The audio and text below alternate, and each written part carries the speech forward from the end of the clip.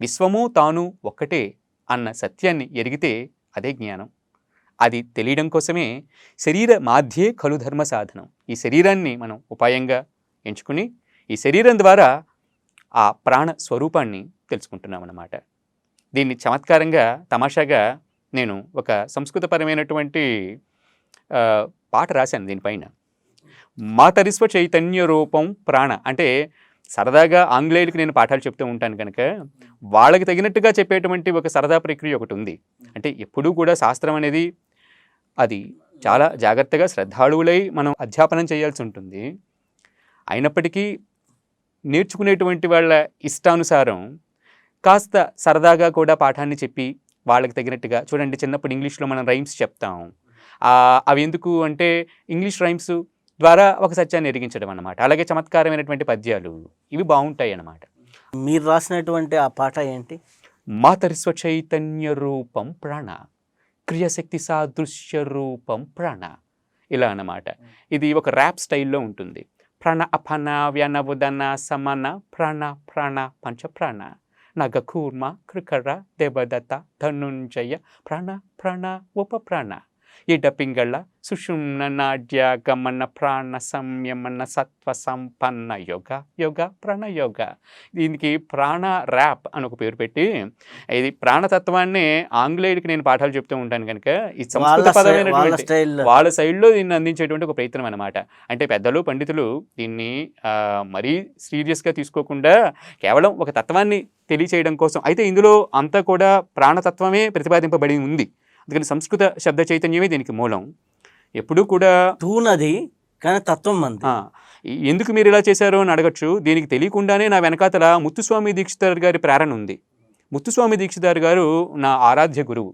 ఆయన ఒకసారి నేను స్మరణలోకి తెచ్చుకున్నాను కనుక ప్రాణాన్ని అనంతంగా ఉపాసించినటువంటి ఆ ముత్తుస్వామి దీక్షితార్ గారిని ఈ సందర్భం దొరకపుచ్చుకుని ఒకసారి నేను స్మరించుకుంటాను. గురుమూర్తే బహుకీర్తే గుహసేనాధిపతే సురసేవిత శివభావిత సుమతే నిశమవమాం శ్రీ గురుమూర్తే బహుకీర్తే గుహసేనాధిపతే.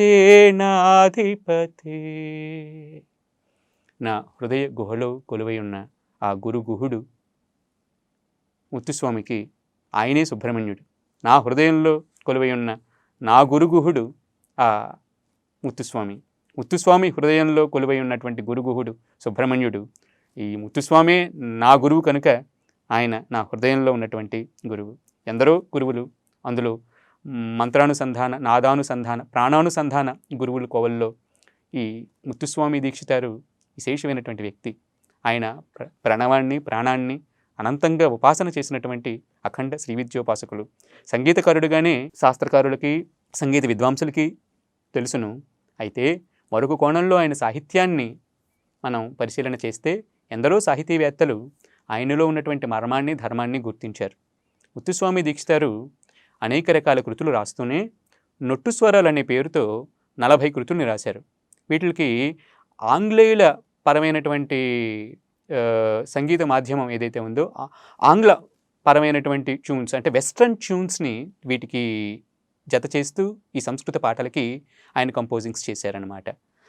శక్తి సహిత గణపతిం శంకరాది సేవితం విరక్త సకల మునిగణ సురరాజ వినుత గురుగుహం భక్తాళు పోషితం వరణుతం వినాయకం సిద్ధి బుద్ధి ప్రదం భూషితాంగం రక్త పుష్పాంబుజం భావయామి.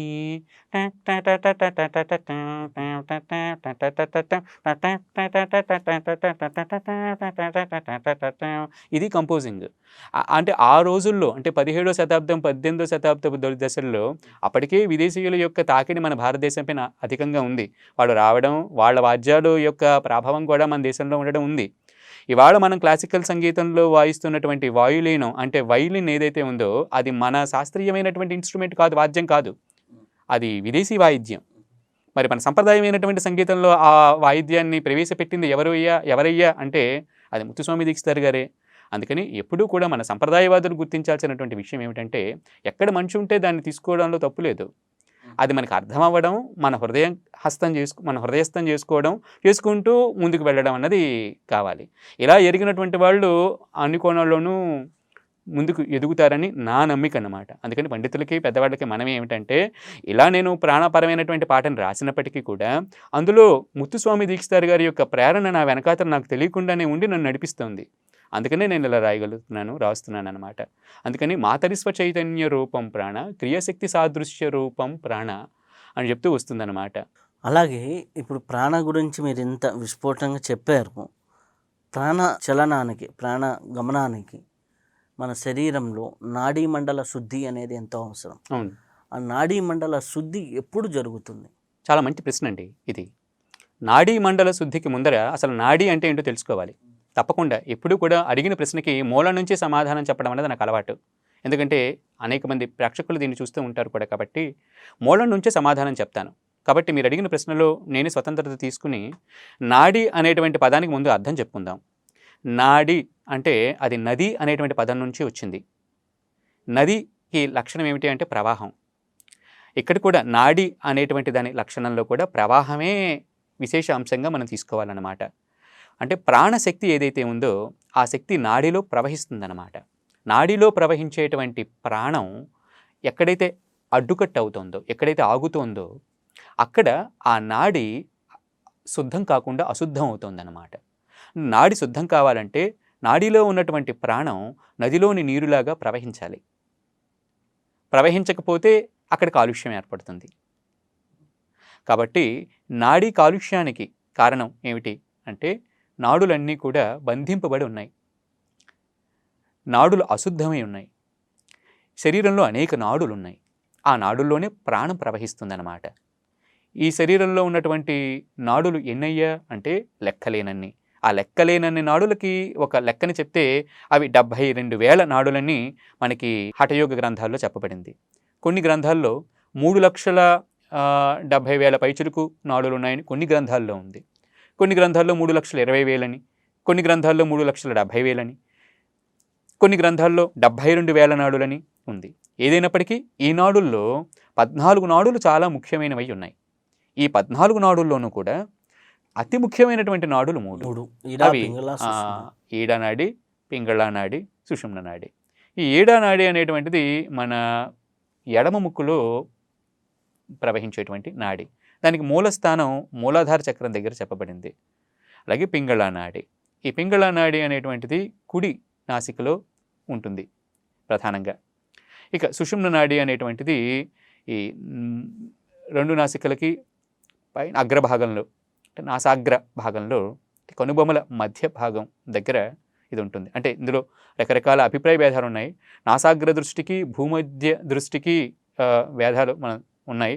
అంటే విడిగా నాసాగ్ర దృష్టి గురించి నేను చెప్తున్నప్పుడు కనుబొమ్మల మధ్య భాగాన్ని ఉటంకించాను అన్నమాట. ఏదైనప్పటికీ కొందరు నాసాగ్రం అంటే ముక్కు చిగురు భాగం, అది నాసాగ్రం అని కొందరి అభిప్రాయంలో ఉంది. కింద నుంచి ముక్కుని పరిశీలనలోకి తీసుకునే వాళ్ళకి. ఏదైనప్పటికీ సులువుగా అర్థం కావాలి అంటే కనుక నుదుటి మధ్య భాగంలో మనకి ఈ సుషుమ్న యొక్క ప్రసారం తెలుస్తుంది. ఈ సుషుమ్న అనేటువంటి నాడి ఈ నడి నెత్తి దగ్గరికి వచ్చి చేరుతుంది. అక్కడ బ్రహ్మగ్రంథితో కలిసినటువంటి, అంటే బ్రహ్మరంధ్రంతో కలుస్తుంది. అది బ్రహ్మగ్రంథి కింద ఉంటుంది, బ్రహ్మరంధ్రం పైన ఉంటుంది.